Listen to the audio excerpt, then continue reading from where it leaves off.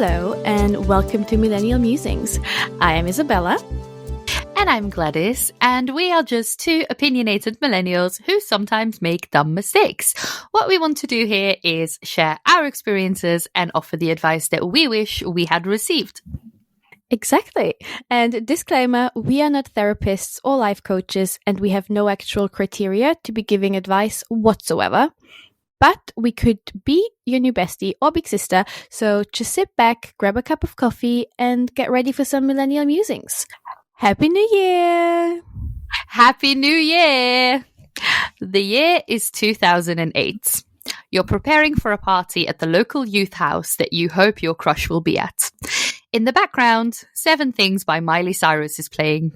You are slathering on the Maybelline matte mousse like your life depends on it.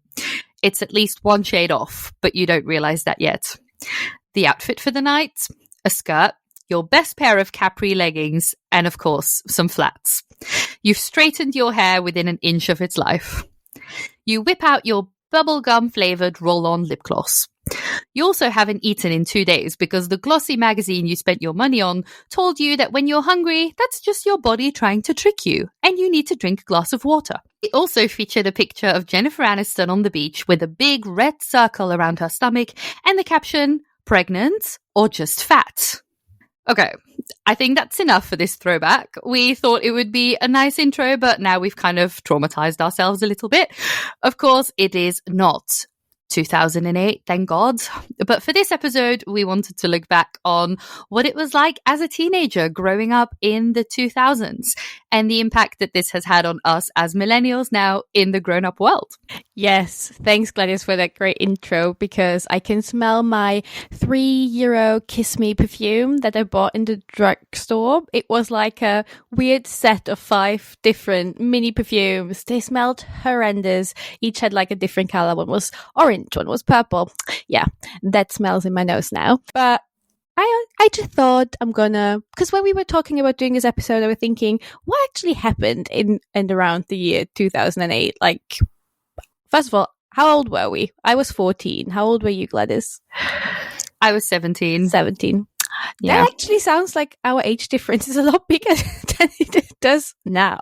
I know. I mean, we probably had some, like, I just wanted to, I don't know. I think we will just be discussing the years around that period as well. But yeah, 2008 was just a good example. I actually think 2008 was quite a big year because, when I thought about this year, I had a Google and just wanted to see what was going on, what was happening in the world, or like in the world is a bit, sounds like I'm going to tell you the news. No, I'm not. But let me give you some facts to let you know where you were at during that time, if you were a little bit like us. Okay, so 2008 was the era of Gossip Girl and 90210. It was the 2 shows that were ruling my screen. They were making me wish I was part of the glamorous worlds, but I mean, they weren't that glamorous if you look back on the themes that were talked about in those shows with like drug abuse and rape and stuff. Anyway, next to those 2 shows, Grey's Anatomy was in its best era, I would say. It was like, I think, season 4 that was coming out. Desperate Housewife was ruling the screens as well. That was my Monday night, watching one episode of Grey's Anatomy and then the episode of Desperate Housewives afterwards. And there were also, besides these TV shows, there were a few tunes that came out in that year. I looked at the top 100 list of 2008 when it comes to music hits, and one of them was Flo Rida's Low. I have danced to that song. Let me tell you that. I still do. Leona Lewis came out with her heart-wrenching song Bleeding Love. I mean, we probably both have cried to this song. Still to this day, I don't think there's one song that I have played more than that song. That means something. Like non-stop. Flo Rida, though, I did Google that as well, which song was number 1. And I got a bit physically ill when I thought about that. Beside those 2, there was Natasha Bedingfield's anthem, Pocket Full of Sunshine. And then, of course, let's not forget Katy Perry and I Kissed a Girl, because we all liked it.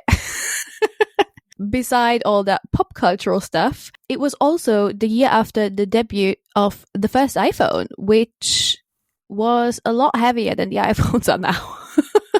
Obama has just been elected president. Almost made it sound like the world is going to become a bit of a better place, but, well, spoiler, it didn't. And that's not all. 2008 was also the year that Facebook officially took over and leaving like other networking websites like MySpace basically in its digital dust. And Facebook updates have become the ultimate status symbol. And I am kind of relieved and sad at the same time that I deleted my first ever Facebook account. I kind of would love to reread all the BS I posted, but maybe it's better not to go back there. As someone who just still has the same Facebook account and still gets those memories, I can tell you, you don't want to know. I used to put kisses at the end of every update. Like, why? Like X's? Like X's. Oh, yeah. It's cute. Why? And also, the grammar was embarrassing. Oh. Yeah. Did you ever do the lowercase, uppercase, star writing? Actually, no. I always found that very weird. And I was too old for that, I think, when that became a thing. So. Well, there was, before I joined Facebook, there was another website called Netlog. I think it was more like a German Austrian kind of thing. I don't know. Are you serious? Do you know it? Are you serious right now? I was 100%. I Googled this recently. This is I thought this was just in Belgium. No, I thought this was just in the German-speaking area. Yeah, Netlog! Because when I said a couple of episodes ago that my nickname was Barbie Wants to Be Me on like a similar platform, that was Netlog. That was my Netlog login. I love that. My name was very long. It was XX Lady Marmalade XX because of the song Lady Marmalade, but it was all uppercase, lowercase, uppercase, lowercase. I cannot believe we both had Netlog. That is so funny. I honestly never heard anyone say they know Netlog except the people I had friends with. And I was friends with. Honestly, it was kind of good because it was like a blog in a way. Yeah. But you could see who viewed your profile. At least the last 10 people who viewed your profile and who was viewing it most, I think. Which I was very happy that I was paranoid when Facebook came out because I stalked all my crushes on Facebook. But when I realized you actually can't see who viewed your profile, I was so happy. Oh, I don't remember that. I do remember. Well, I wrote a blog post recently about my Mean Girls era. Yes. And there I also said that we did use Netlog, like where I talked about how me and my friend had a like a Gossip Girl account. We thought, oh, we can do this as well. This was on Netlog. We did this on Netlog. I can't believe it. I actually want to see if that website's still a thing. I think I tried it and it was gone. I don't know. Yeah, it says it's not really available anymore. Oh, I just Googled it and it says on Wikipedia, Netlog was a Belgian social networking service. See, I thought it didn't exist anywhere else. This is wild. Oh, I was on there, honey. Well, those were all my little facts to get you back into the era. But like we just said, we're not specifically just talking about what happened in 2008, but I thought, yeah, like you said, it was a good year to start this whole conversation on.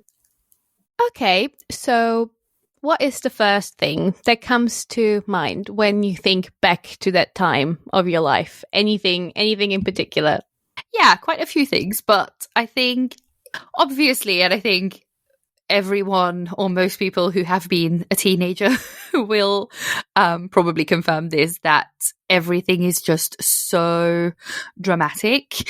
And the thing that comes to mind for me immediately is just how incredibly embarrassing everything was. Like things that do not matter one bit today were ginormous and were like, oh my God, I cannot continue to live. I need to buy a one-way ticket somewhere and leave and never come back because of something, I don't know, because you had like done or said something that actually is very normal, but that we just got told wasn't. For example, I was, I don't know, maybe 12 or something when I was made aware in a not very kind way by my friends that basically we were at the pool because we had PE, and all of a sudden my friends looked at me and they were like, you don't shave your armpit hair?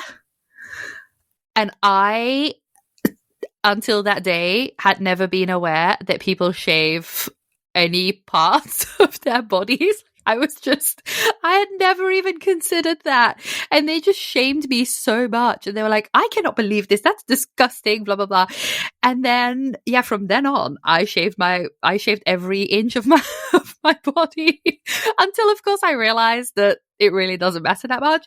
But, and that you don't have to. But yeah, back then, I was just like, oh my God, I cannot believe I didn't shave my body, which is weird because my next point that I want to discuss is about like how I would devour all these glossy magazines and everything.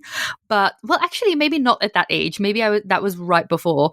So yeah, and then also kind of, I just remember feeling, and I wasn't like late, you know, what even is late, but I wasn't even late with anything really, but I just I did have the feeling when I was like 12 until like 15 or something that everyone else, like the other girls in my friend group or class were like aware of things that I was not aware of, or they were already a couple of steps further, because then there was also a moment where at some point my friends were discussing their periods and I hadn't gotten my period yet. So I was like, oh, I don't have my period yet. And they again made fun of me and they were like, what? How is that possible?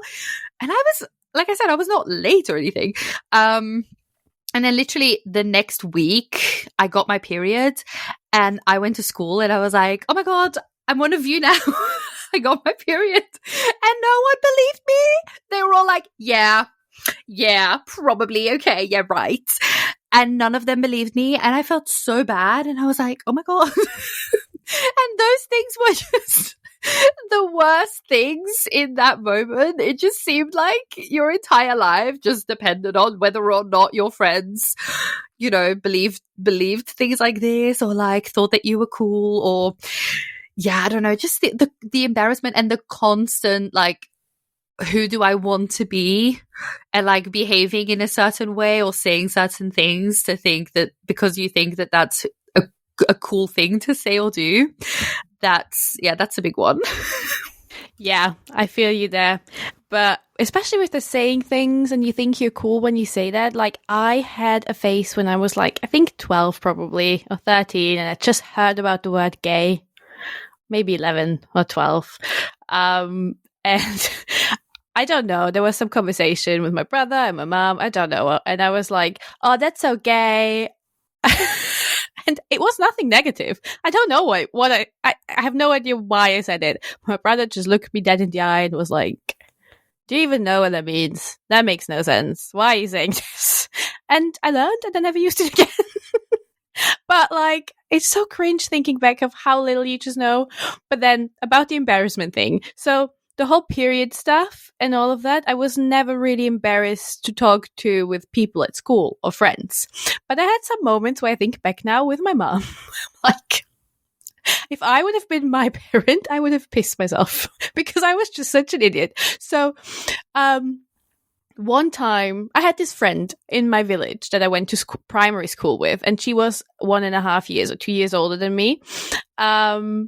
And she kind of taught me everything. Like, she told me about shaving and period stuff and whatever.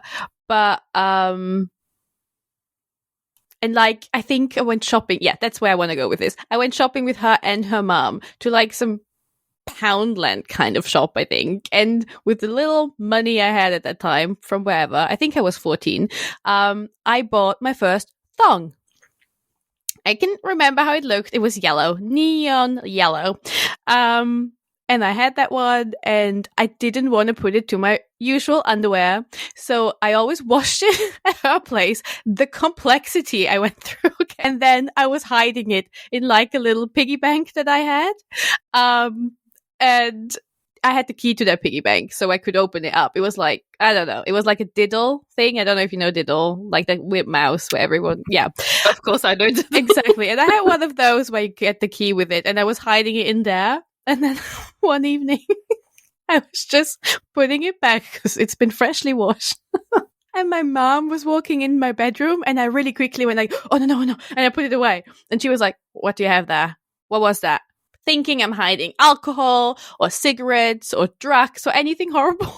And then I had to show it to her, and it was that yellow, horrible thong. She was just laughing. And I think she went in my brother's room and was like, look at this. I thought it was cigarettes. Oh God, it's just like, why would I do this? But then I would wear it in school and purposely like put it up a little bit, so people would know I am cool and I am wearing a thong. I was in an all-girls school. And I didn't, at that point, I wasn't thinking or wasn't aware that I might be bisexual. All I wanted to impress was boys at that point. But I was wearing my thong, and I wanted people to see when I bent down.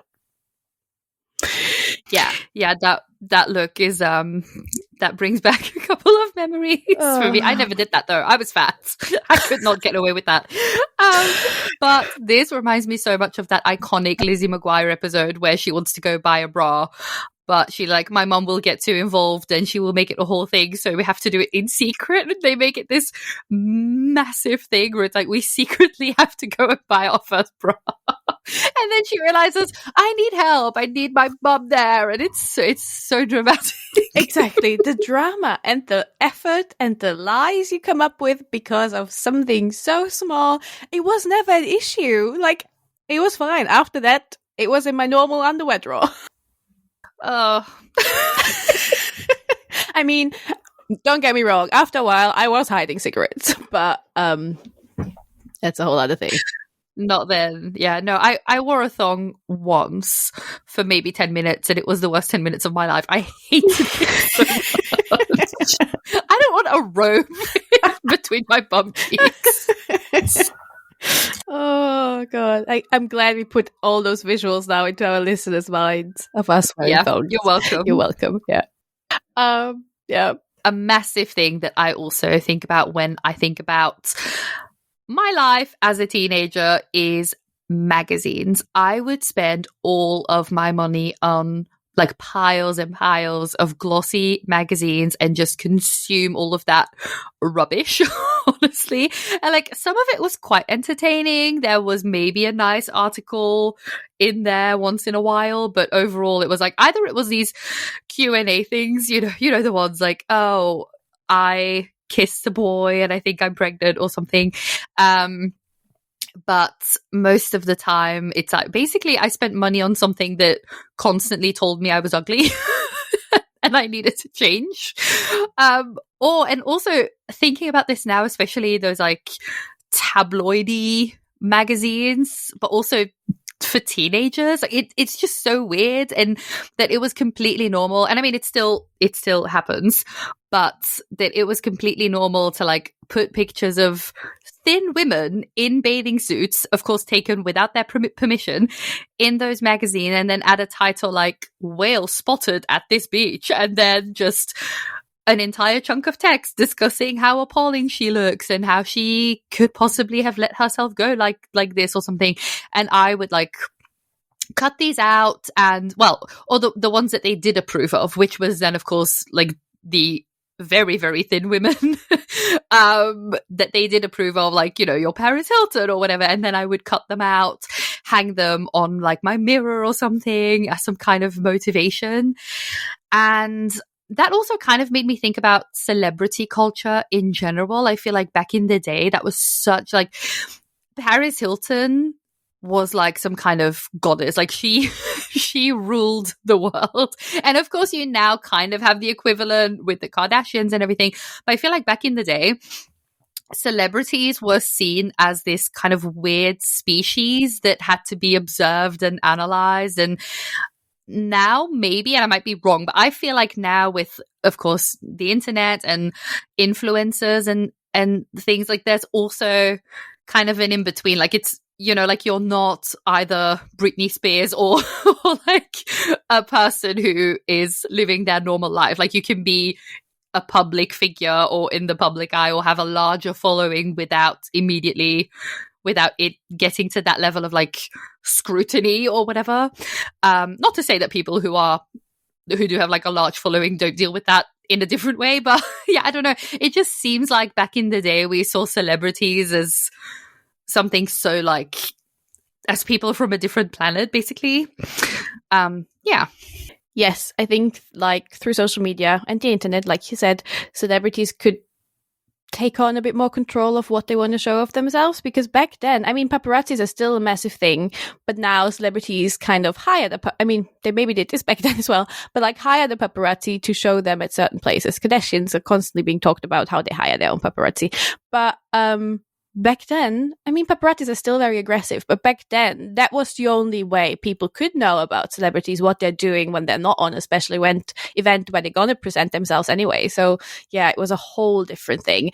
And the thing with the very skinny celebrities on a beach and then being called like fat or pregnant or whatever, I mean, it hasn't really changed that much. They still do it on some magazines.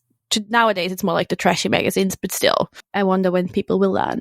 But yeah, I did the same. I spent a lot of money on magazines, and especially when I was like, I think I was 12 to 14, there was this one magazine called the Bravo magazine, and I learned most of my sex education from that magazine. There were like 2 pages in the back, with one naked guy and one naked girl. I don't know how old they were. They were maybe like 18, 19, completely full frontal naked, just so you can see different. I mean, it's a good concept because you saw different bodies and different private parts and how it can look and what can be different, and some had pubes and some didn't. And as a 12, 13, 14, 15-year-old, you found it really funny though. You just looked at the page for like naked people, but then they were explaining things about those people, and about the genitalia, and also on the next page was like Dr. Summer, where you can where people ask questions like you said, I kissed a boy and now I'm pregnant. Can I be pregnant now? But I learned a lot from those pages. But that's not why I bought the magazines. I bought them for the posters, for the horoscopes, for the celebrity updates, for the. I remember my evolution from going from that Bravo magazine to like Cosmo, where you had all the tips of how to, I don't know, dress to attract a guy or whatever it said. I was definitely buying them to catch a guy because I was obsessed with boys at that age. I was obsessed with boys, like to a point where every time someone new entered the friend group, my friends were like, and do you have a crush on that person? So we changed it to, it's not really a crush, you just have your faces, because it didn't matter. It didn't matter. You just needed to be a boy. That's all. And walk past me. And it happened.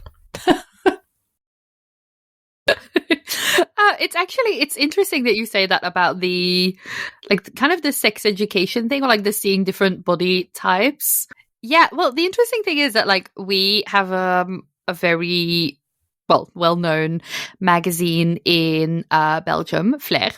And, it actually kind of does both. Like it is very lifestyle focused. It's not celebrity focused at all. But I haven't read it in forever. But when I did, it did on the one hand, like one page would literally be a person, sometimes plus size, sometimes a fat person, naked, or in lingerie, and then they would talk about their lives.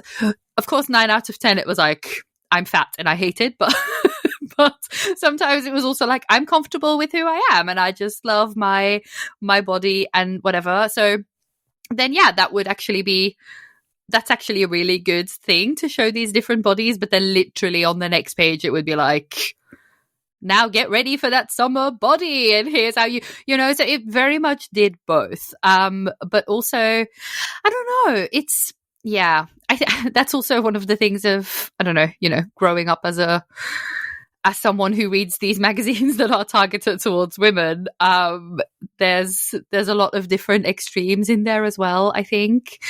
Because, I don't know, thinking about this now, some things in that magazine were kind of, I don't want to say revolutionary, but like things that I heard about for the first time. For example, I remember, like, I don't know, more than 10 years ago, there being an article of a person who was like, I don't feel like a woman or a man, and it can really depend on like the moment or whatever, if I feel more masculine or feminine. And that was in that magazine. But like I said, on the other hand, it was also very much like, here's some tips on how to lose 20 kilograms in a month or something. So I don't know. It's a weird one. It is a weird one. I remember at some point there was a trans man on a magazine cover, and it said, and I was quite young when that happened, or maybe it was just a newspaper article, I'm not sure, but it was a picture of a man being pregnant, and it said the first pregnant man, and I was so confused. I had absolutely no idea how it worked. So I think it must have been quite early on, probably before I bought my own magazines. But regarding the diet stuff, I remember reading about a soup, just a broth diet. So all you eat is broth to lose like weight for the summer. And I was maybe like 15, and I thought, oh, I'll do that. But I didn't really understand it, or nutrition, I guess. Well, many reasons this is wrong, nutrition, when it comes to nutrition. But I did only eat soup. Well, I did eat soup broth a lot, but with like a loaf of bread. And at some point I told my brother, and he was like, well, did you eat a whole baguette with it? And I was like, yeah. I love that. I love how you were like, yeah, obviously I need to eat. Like, what? I'm just gonna eat soup. Oh, if only we all had that growing up. The ignorance, yeah. And the thing of like, why on earth would I just eat soup? That's pretty cute. Well, whenever we had soup at home, when I went anywhere for food, you get bread with soup. So that was just normal for me. Oh my God. Oh, I have tears. Oh. Well, you mentioned periods before as well. And I'm, like I said, with the thong, my kind of embarrassment wasn't really there when I talked about it with my friends. But somehow I kind of felt weird talking about it with the people I lived with, my family, my mom, my brother, anyone. And the problem was, I think I got my period when I was 12. And then, I don't know, it didn't take long and pain started to develop. And I didn't know what it was for quite a while. I was like, what's this weird feeling? It took me a bit to put one and one together that it is because of my period. Yeah, so when I started having period pain and I realized it's period pain, I was like, great. I don't want anyone to know I have that. I have pain at home.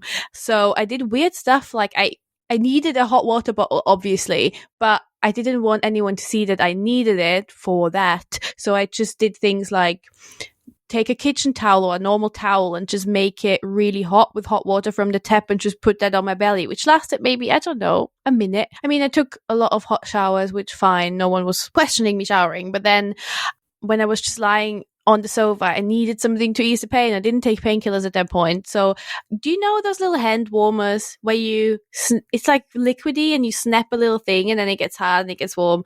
You got them all the time somehow back in the day. So I had a few of those and I just put them in my pants, basically on my belly, but I was always hiding it that I had pain, and I feel so sorry for myself. I think once I was like 15, I was like, okay, this is too much. And I actually needed to stay at home because the pain was so bad.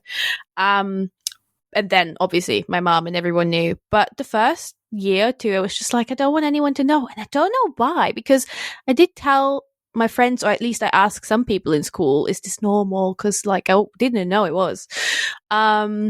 Which is quite sad because, yeah, I mean, I could have suffered a little bit less maybe. But then once it got really bad, I got the pill because that's what doctors do, right? They say, take the pill because your pain will go away. And it did help. But so then when you did ask other people, like, so did you have the feeling that was normal, or did you feel like, oh, I don't know, there's something going on with me that my friends don't seem to have? Or no, so back then my period pain was more normal than it is now. So there was like one or two people in my class that were like, oh yeah, they even got like medicine from their parents to treat it, or some had like globalies and stuff like that. And they shared the globalies with me, but obviously it didn't do anything. So it felt like it was something more people experienced. But then once I was 15, it became more intense, and it has been getting more intense every year since. And I remember there was one trip where I really hated it as well, because we were going to Rome with our school class by bus. It was like an endless long bus journey. And I got my period the night before, and my mom knew about everything obviously at that point, and we prepared so much. So I had like heating plasters to put on me, and all kinds of painkillers and tampons and whatever. And we were in Rome, we were in the Vatican, and it was like 34 degrees, and I was almost fainting in the Vatican because I had these fucking heating pads on. And that was like, where I was like, why are the other girls not suffering like that? And I felt like I need to push through instead of just staying in the hotel for a day or something, because I didn't want to miss anything. So yeah, I mean, now I'm questioning, why is no one else suffering like me? Why do I have to go through this? But yeah, when you're a teenager, it's just even weirder. And I remember doing weird stuff, like when I was still not comfortable, or like a weird teenager not talking to anyone in my family about it. I was buying tampons, and I just thought, oh, I'm going to buy, and that was like maybe the first year of having my period. And I was like, I'm going to buy the super ones because then nothing will leak. But obviously they're bigger, and I did not know that. And that was not nice. That was not a nice experience. I put it in, and I immediately wanted to put it out, but that doesn't work either. And it was just that is so much information for all the listeners. I'm sorry. But ever since I was 15, I have not stopped talking about my period. So there you go. No, but I think that's really important. And also that it is such a thing where, like, because on the one hand, I feel like, you probably, like, I did not get any information from anyone. Like, also my parents, like, they didn't really talk to me about that or anything. I think maybe if anyone, maybe my grandmother, but there was also, luckily, I've never really had very bad symptoms or anything. But yeah. But then on the one hand, I'm like, people don't, like, our parents or something maybe didn't talk about this enough, or like maybe there wasn't enough information out there. But then on the other hand, it's also like you're at that age where you wouldn't even want to discuss that, or like everything is so, unless you're, a child who's extremely comfortable to discuss everything with their parents. But yeah, that was not me. And that was not you, clearly. So it's like we probably wouldn't even have wanted it, because everything feels so incredibly embarrassing when you're that age. So oh yeah, I remember finding at some point, no idea how old I was, I found this book in my mom's wardrobe all about basically explaining puberty to your children. Well, it's a book that I would have had to read, not my mom reading to me. And I hated just finding it. We didn't even talk. I don't even know if I ever got that book. I don't remember what happened with this, but I was like, ew, please don't.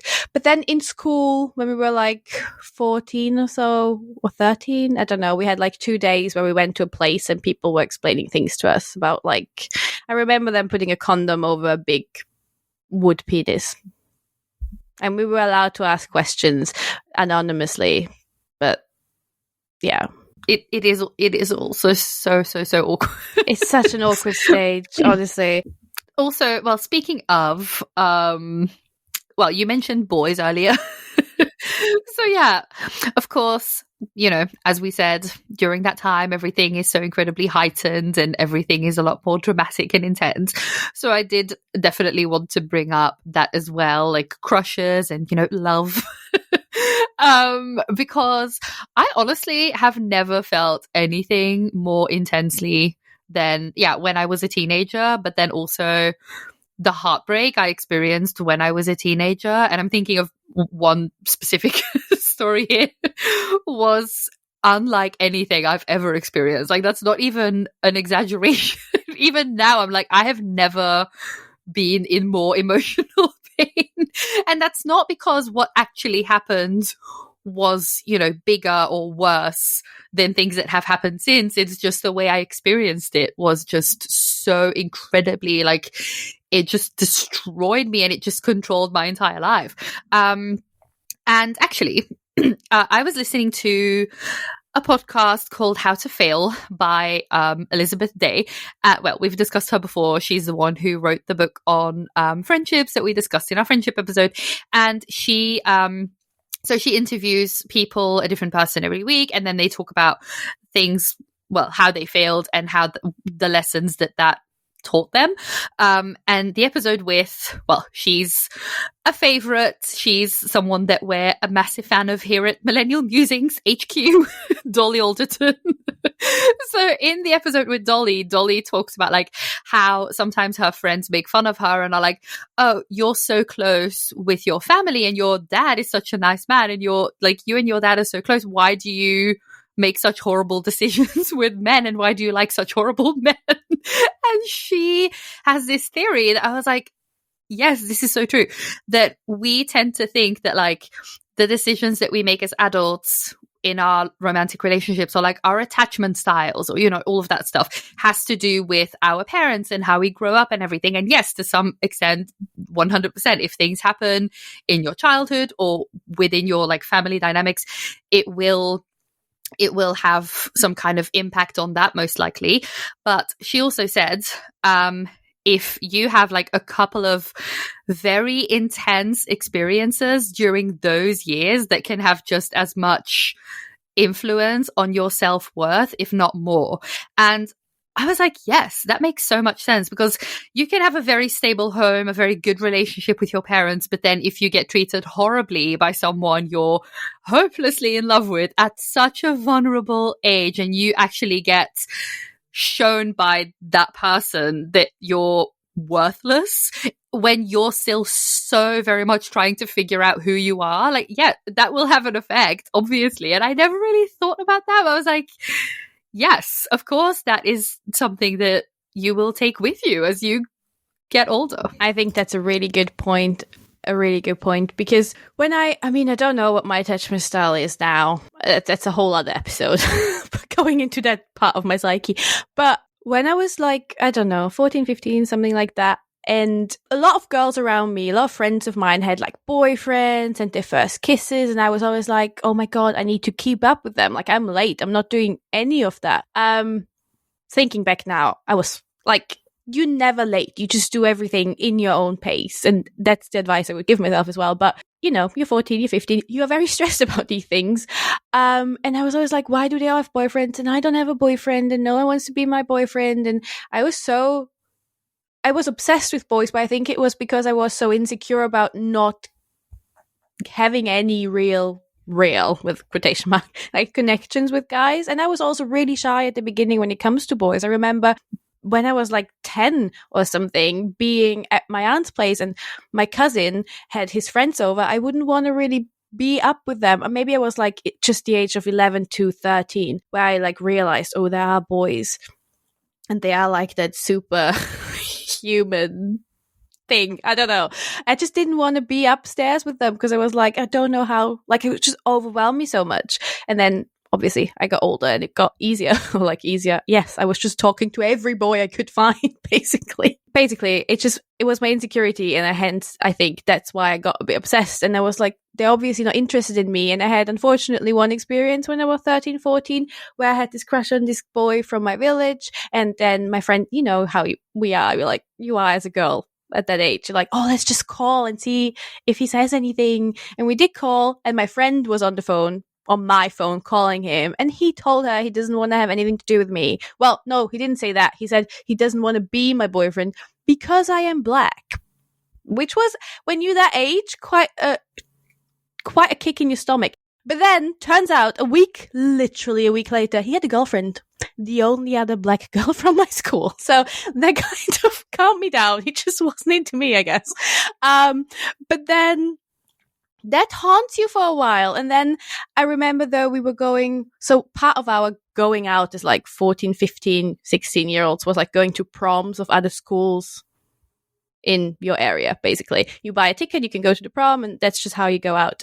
And a friend's mom was helping us get ready, and she was doing our makeup and everything. And she was like, "Oh, you both look so beautiful. You're gonna turn heads," or something like that. And I was like, "Oh no, boys don't like me, blah, blah, blah." And she's like, "No, don't worry. By the time you turn 17 or 18, everything will change because they finally grow up and they're not like that weird anymore." Basically, it did change a little bit when I was 17, 18. I wouldn't say I turned heads. I had a very bad taste in men. Very bad taste in men. To a point where my cousin for my birthday or Christmas gave me a present, which was like a big eraser, a pink big eraser that had standing on it for big mistakes, and it was relating to the men that I should erase out of my life. But yeah, I don't know if that made any sense, that I was just rambling along, but it was basically how my head was at that age, I guess. Yeah, I mean, yeah, that experience, what that boy said was that of course, that's quite extreme. I mean, it didn't help that on Disney Channel and every other TV show I watched, black people were only with black people paired. And I was like, great, there's literally no black people around here. Mm-hmm. Yeah, High School Musical, even though the sexual tension between, what's his name, Chad and Ryan was off the charts. Oh, it was. But it can literally be something as silly as like you said, like when I was in primary school, all of my friends, like all of the girls were dating. We were like 8, you know, all of the boys, and then this week that girl was with him, and then the week after they would swap. And I never this is my first boyfriend, my current boyfriend, including kindergarten boyfriends, primary school boyfriends, like none of that happened. They kind of used it as one of those, like, when boys come up to you and are like, "Hey," well, at least that happened with me, like, "Oh, do you want to be my girlfriend? Ha ha ha, it's a joke," or something. Like, when those things happen what the fuck? Children are evil. I know. Evil. And those things kind of, and also, yeah, turning 17 did not change anything for me. So it's like, yeah, those things, of course, you kind of learn, you look around you and everyone is constantly in relationships. Of course, they're like very childish relationships, but even then, you just very much get the message that nobody wants you. So yeah, I struggled with that as a teenager, and that definitely led to me putting up with a lot more shit than I should have until a couple of years ago. So yeah. It took, like, I was very much always like, I think what those years taught me was I need to adapt and change and be the person for that person wants, instead of just being me and finding someone who wants me. Thank you, therapy. But like, it took time to work through this, and this growing up process is just so goddamn hard. And I mean, all the movies I watched during that time did not really help, I think. Like, it was always a makeover that was needed, and yeah, I mean, my hair is a whole different story that bothered me during that time as well. So, yeah, I mean, whole episode about this. So, yeah, go back. Episode 6. Yeah, you know, MSN Messenger. So, one of the ways. So, basically, during that age, before 17, when I was boy obsessed, I wasn't shy anymore at that point. Like, every boy I think I was obsessed with kind of knew I was obsessed with them. Or not obsessed with them, but had a crush on them. It sounds like I was a maniac. I wasn't a maniac. I was just 14. But one of the things I always thought worked very well was sending the wrong message to someone, you know, to the wrong chat window. I think my genius plan in that scenario was sending the guy I had a crush on the message saying, "Oh my god, that guy, I don't think that guy," enter the guy's name basically, "likes me," to that guy. Does that make sense? That's bold. I know, but acting like, "Oh my god, this message was for my friend, not for you. Oh my god." That's very direct though. I never read out. Oh. That's a risk. I think I've done this once because the risk was validated. So that guy was a friend of my cousin. They went to class together, to school together. So within a split second, I sent that message to him. In which, within a split second, it felt like my brother came up to me and said, "Oh, do you have a crush on enter name here?" And I was like, "What? No."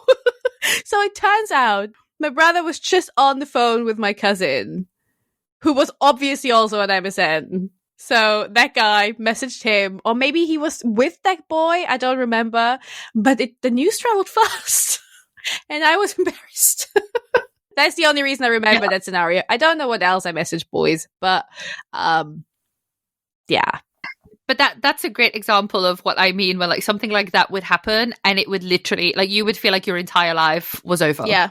You would feel like, what am I even still doing here? I need to just leave the country. Oh, yeah. Change my name. Yeah. I think that's enough embarrassment regarding boys for now. Let's go to something else that can be very specific to the years we grew up in. What was your fashion sense, your style like growing up? I'm not sure if you can call it a fashion sense. Well, I mean, for like the better part of my teenage years, I just looked like a young child, which I feel like teenagers nowadays don't look like that anymore. But I very much, was wearing unflattering clothes and clothes that my mum had chosen for me and like whatever. But for me also, when it comes to the way I looked, the way I presented myself, but then also the way I felt, there was a massive shift when I was 16 and like the last 3 years of secondary school. And this was also, and I think this very much played a part in this because I joined my school's theatre group, and for some reason I just completely, I just became a different person almost. Before that, I was very shy. I was bullied a lot.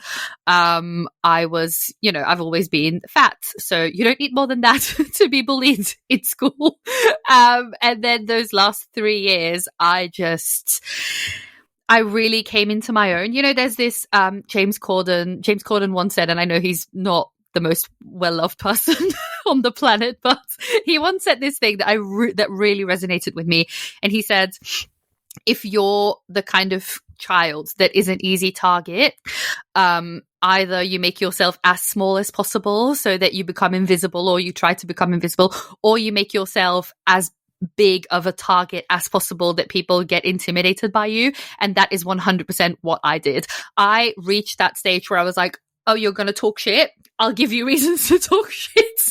And it was still insecurity in a way, because I wanted to not have the attention on my body and my weight anymore. So I was like, oh, if they're going to talk, I want them to talk about the way I look, about the way I dress, about all of those things.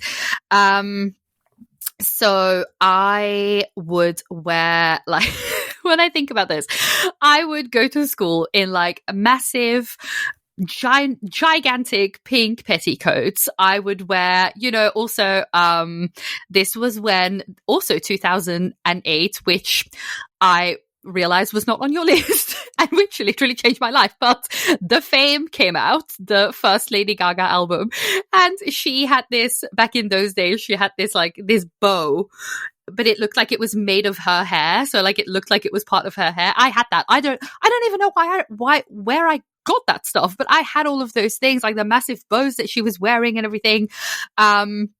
There was one point I remember I went to school in this like headpiece that had like a black veil attached to it.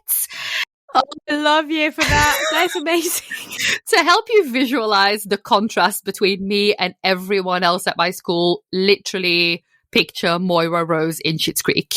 It was like I was clearly living on a different planet than everyone else. And the beautiful thing was, I also had Moira's confidence, which you need if you're going to look like that in a secondary school. But, I was living in a very small town, relatively, it's a city, but yeah, it's Flanders, so it's small. And I was very much trying to make myself, just trying to be, in a way, intimidating, but I also really felt like I like I liked it. Like I don't know, that I liked just wearing what I wanted and not really caring about that.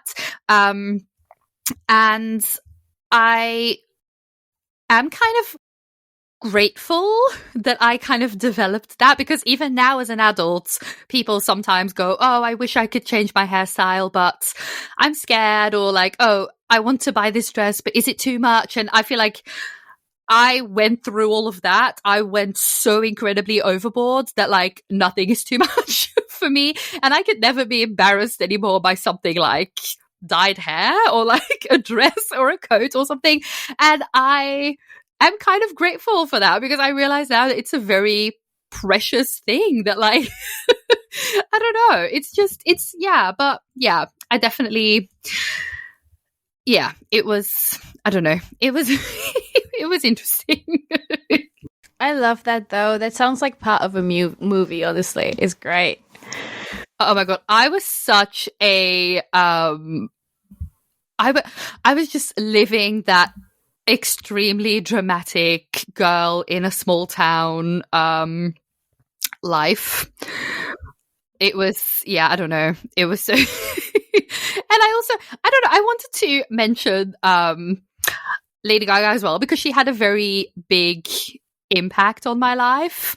To me, Lady Gaga was the first pop star that I was very aware of, because of course she's not the first one to push the boundaries or anything like that, but she was the first one who I actively saw reach that level of fame and then share the message that being different or being extravagant or being camp is something to be celebrated.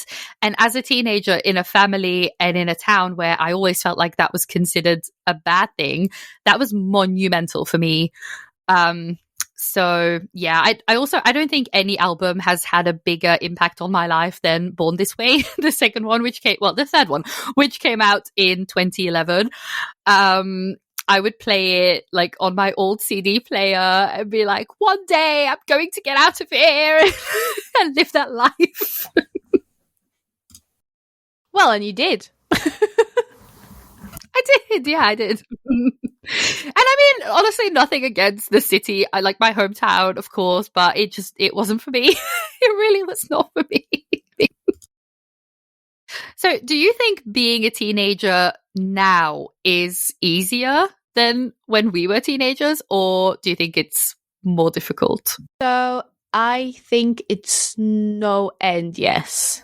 I don't think it's more difficult being a teenager than it was for us, because it's always an exhausting, embarrassing roller coaster you're in, no matter which generation you are. But I think, yes, just personally, if I would have to choose when to be a teenager, I wouldn't choose now. I would choose the time I was a teenager, because I could look like a kid. When you look at me, pictures of me being 12, 13, 14, you wouldn't think I wasn't. I wasn't a cool kid, and I didn't look like a cool kid either. I wasn't trendy. I looked like a baby.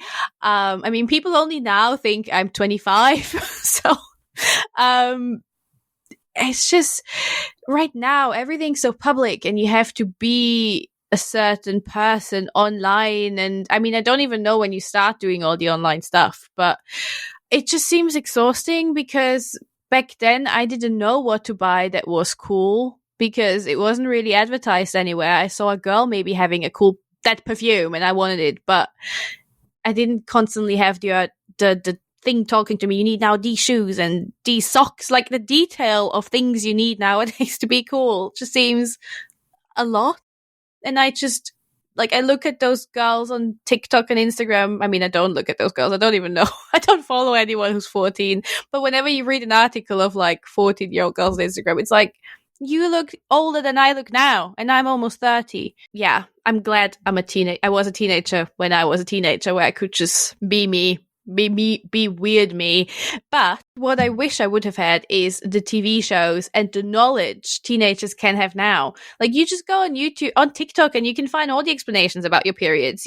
There's a channel for everything. You can get information really easily, whereas we had to talk to people or buy a magazine, and we were only on YouTube to watch music videos, but not the video. No, the new video someone created with the lyrics of the video. Like that was all we did on YouTube. Whereas now you can feel like if you feel like someone who doesn't belong in your real life back then, you couldn't access the internet like we can do now. So you feel like you belong at least to this online forum or YouTube channel community or fan community or whatever.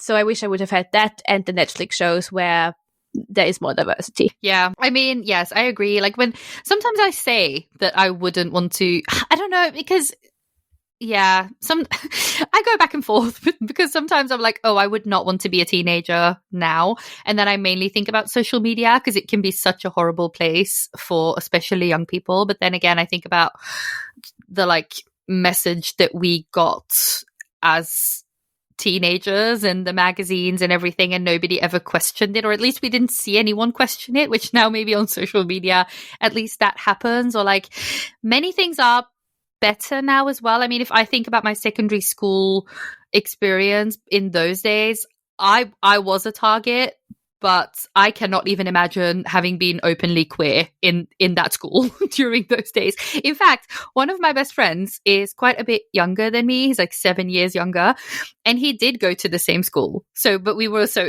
basically in completely different, like almost generations of students, and he wore makeup and everything. And he already had an entirely different experience than me. And he was like, oh, actually had a really good time there. And he really enjoys living in our hometown as well. Whereas for me, I literally felt like Belle in that bit where she's like, little town, it's a quiet village. And I was like, when the fuck can I get out of here? And he doesn't really have that, because for him, it was fine. He didn't feel ostracized so much. So I don't know. I think there's pros and cons. I also think sometimes obviously, yes, like if we would have had the information, if a show like Sex Education would have existed when we were younger, like that would have changed everything. But then maybe on the flip side, there's also the thing where you like maybe feel like you need to have an opinion on absolutely everything, and we didn't really have that. Like we you know, I don't know. I think, yeah, there's pros and cons. Yeah, I mean, I think I actively played for quite a while. Probably until I was just turning 14, I was still playing things, I think, because what else were you gonna do? Oh, I played with Barbie dolls until like I don't even want to say until like my late teens, to be honest. Well, Gladys, don't you have a lovely story with your Barbie and your dad? Do you want to share it with our listeners? Yes. So like I said, I played with my Barbie dolls for quite a long time, because for me it was like a storytelling exercise. It's also, I'm convinced, how I learned English, because I would watch things on TV and then I would make up my own stories and everything in English. So I would just speak English to myself. That's really good though. That's 8 really hours good. a day. I mean, of course there was no one to correct me, but like, you know, I could exercise, I could try and learn. There was this one day where I was playing with my Barbie dolls, but I was probably like 16 or something, and I was living at my dad's, and I was sitting at my desk, but it was late. It was like 3 a.m. But I just couldn't sleep, and I was playing with my Barbie dolls. And all of a sudden I could hear him. And I could hear that he was like on the way to my room, and he was about to open the door. So I like threw my doll in a drawer and I like shut it, and he walks in right there. And I am literally sitting there like this at my, just on my chair, like just that, on the chair with your hands folded in front of you. just literally staring ahead of me. And he's like, what are you doing? And I couldn't come up with anything. So I was like, I'm thinking about life at 3 a.m. That's what he said.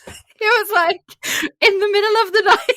And he literally still brings that up. Yeah, like, because he's worried. Because he thinks you were becoming a psychopath or something.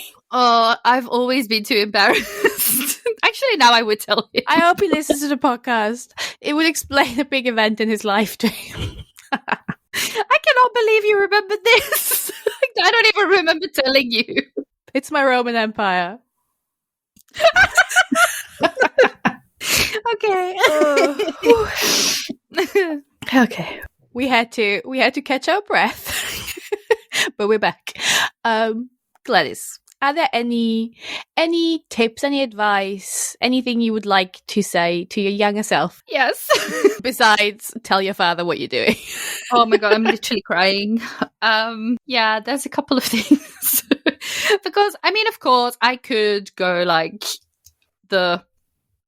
with the most important things and everything, and I could tell her that there's nothing wrong with her body and that she will probably never be thin, but that she won't even care about that anymore at some point, or that she shouldn't let a boy treat her like that or whatever. But honestly, those things would have been too much for 16-year-old Gladys to take. My little teenage brain was not ready to deal with all of that information. It would have been mind-blowing, quite literally. So yeah, I would just say that one thing that I was very convinced that would happen to me is that I would be married with 2 children and probably a third on the way by the age of 27. And so I would say that that's not going to happen, and that's fine.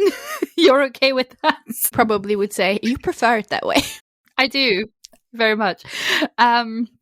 Yeah, also, I would say these things that seem like they're your entire world now will all seem so small 10 years from now. I mean, I barely think about these things anymore.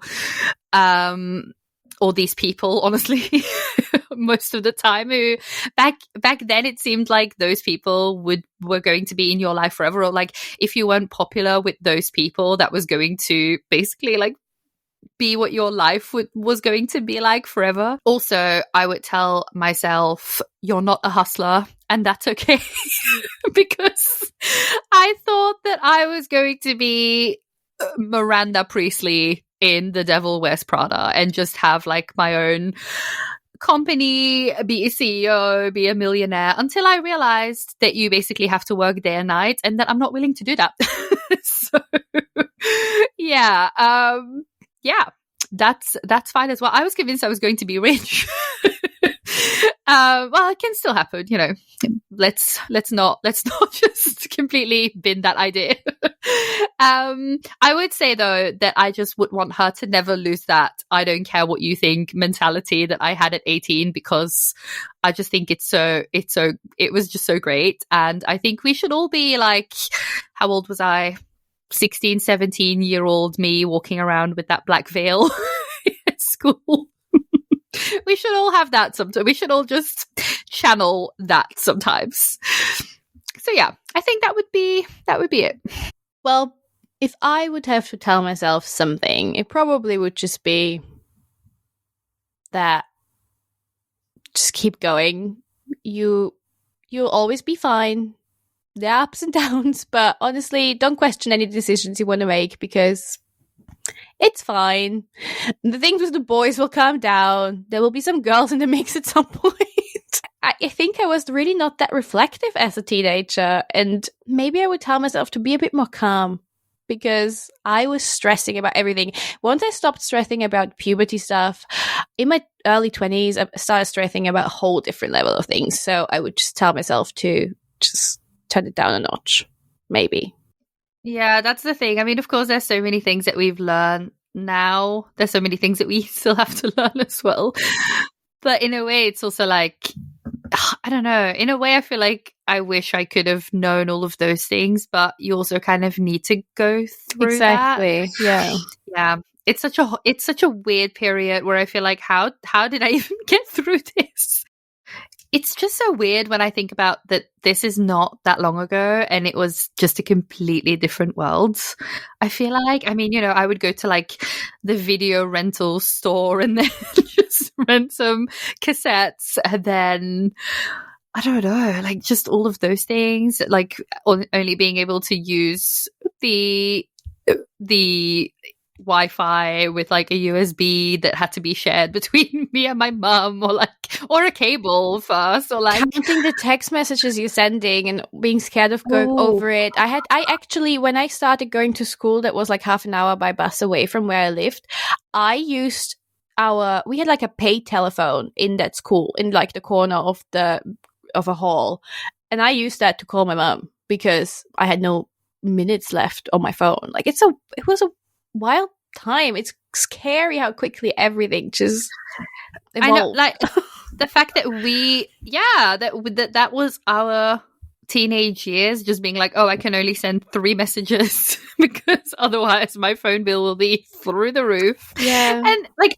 I lost my mind when the first MP3 player came out, because I was like, what do you mean you can fit like 40 songs on this one thing, on something this small? Or because before that I would go on car holidays with my grandparents and sit in the back seat with my Discman and like your little bag of CDs, like 50 CDs probably. And then I would discover that you can, well, when I did have the internet, that you could convert songs from YouTube to MP3, and then I felt like that was an entirely new world and everything. And yeah, or like buying an entire album because you liked one song of an artist and you wanted to hear what the rest of their work sounded like. And yeah, it's just like, also I do think in a way, because what I was thinking about as well was like, when the internet came for us, our parents had no idea what to do. Basically, I feel like at least now we know kind of at least the dangers. Like if we have children, and there's we a know certain level of parental control you can do. Yeah, it's like I was on chat rooms with like old creepy men, where you just go through one room to another and you see penises. Yes, and yeah, but my parents didn't know that that's what I was doing. I barely knew that's what I was No, doing. I don't think we were aware of what we were doing. It was a wild time, but I'm kind of really happy that we got to experience all that the evolution of the internet and phones and tech. And also, I can't believe sometimes I'm just like, there was a time I was sending a song from my phone to another phone and the phones needed to touch because of the infrared. And now we are sitting here with our new recording software, by the way. Oh my God, yes. Recording this whole episode remotely. With new mics and everything. So we're investing in this. Yes, we're evolving just as much as, well, we're evolving. Yeah. That was fun. I enjoyed it. Yeah. I do have not really recommendations, but I've got some movies I was thinking about. Let's hear it. Well, we were talking about our teen years. So I'm going to start with my absolute fave. It was my absolute fave back in the day. I had a friend, whenever I slept at her place, when we were falling asleep, we put that movie on. And it is called Angus, Thongs and Perfect Snogging, a good old classic. It came out in 2008 and it's just everything. If you don't know it, go and watch it. Then Wild Child, which I don't remember anything of the plot anymore, but I do remember watching it a lot of times. I kind of was obsessed with that movie a little bit. No idea why. I don't know if it's good or not. I have no idea. I just knew I had it off as a DVD and I just watched it all the time. And then one, actually, this is a recommendation. This is a new movie. It's called, well, not that new, like 2 years old. It's called Senior Year. It's with Rebel Wilson. And I actually enjoyed watching this a lot because the high school movies we were watching when we were growing up, they didn't age well, most of them, right? So, but I was missing the vibe of them in a way because it's just nostalgia. So Senior Year is basically the perfect mix then, because it's with Rebel Wilson and it starts with her being 16, I think, and she's a cheerleader or 17. And during a cheerleading thing, like performance, she falls on her head and she goes into a coma. So that was all in 1990 something. And then it flashes forward like 20 years and she's like 36 and she wakes up from the coma, but all the memory she has is being 16 years old. So she goes back to high school and it's nice because it's like a back and forth in like the time. So you get the 90s high school vibe and then the new high school vibe, and it's like this mashup of the Netflix high school movies we have now and the kind of ruder high school movies we had back then. And yeah, I recommend that one. Okay, good. Yeah, that sounds good. I'll watch that as well.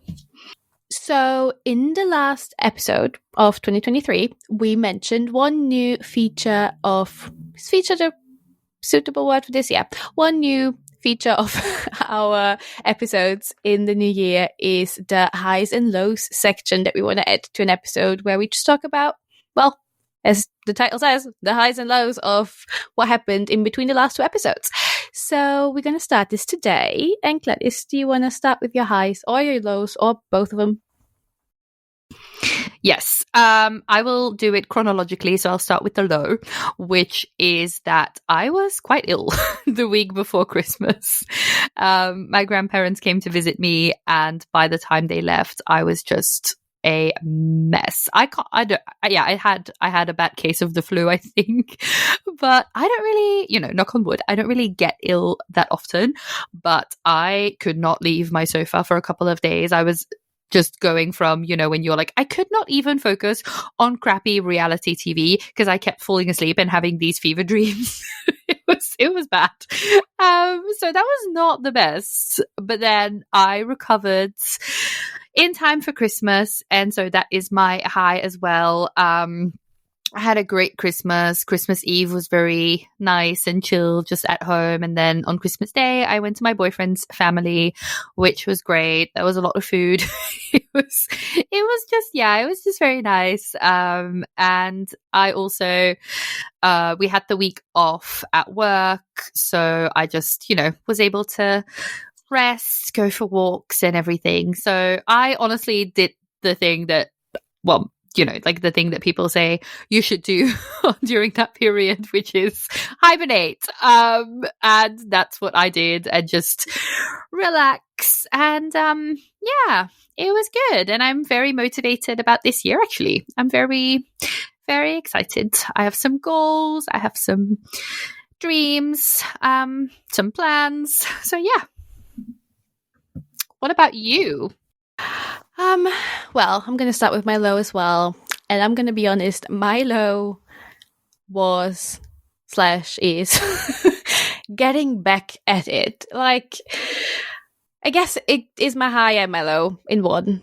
I'm answering both in one. My high is that everything was so nice. It was, like you said, it was like a hibernation thing. I went on so many nice walks because Otti can finally go on walks now. Not too long, but a little bit. And we just drove to really nice places to go on walks. And we were both off, me and Alex. And it's just so nice to just be able to be together without thinking, okay, we're going to pack up and go visit those people, and we have to do this, and we have to be at that work event, and we won't see each other for a week because someone is going to travel. And it was just nice to be together. So my low is just feeling a bit blue about just everyday life to start again, because I really enjoyed that time. I'm actually genuinely quite sad about this.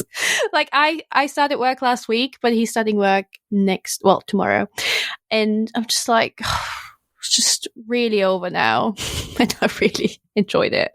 So yeah, I don't want to, my low is leaving my high, I guess. So, but it will be fine. The sun was out today, so that was something. I really like miserable weather. Like, I can really live with it, but it's been too much. It's been so miserable. I really need some light, and today was good. And I think I checked the weather; it should be better this week. So yeah, I'll be fine. I have, like you said, I'm actually motivated for the year with the podcast and with some trips that I've planned, and it will all be nice. And it's the year the 1994 millennials are turning 30. So I'm excited for that. I'm excited. We'll be together that week as well. And we're going to see Tay-Tay. Yeah. So yeah, I am excited. I just need to slowly just muddle myself out of that self-pity puddle. Yeah. that the Christmas period's over. Okay, well, I guess that was it for today. Yes, that was the first episode of 2024. And there will be many more. Okay, I need to leave now. I am hungry. So, before we wrap up, we wanted to say a big thank you to all of you who made it to the end of the episode. We hope you enjoyed it. We hope you laughed with us and heard things that you could relate to. And do remember, the journey doesn't end here. We will be back next week with a brand new episode. And the best part is that we want to hear from you. We know that you'll have your own unique experiences and stories to share. So don't be shy. We want the tea. So connect with us on Instagram at We Are Millennial Musings. We're also on TikTok, Millennial Musings. And share your own musings, funny moments, and the not so glorious times of being a millennial. Or maybe a nice anecdote from your teenage years. That would be good. But yeah, so until next week, stay curious and send us those stories. Bye. Bye.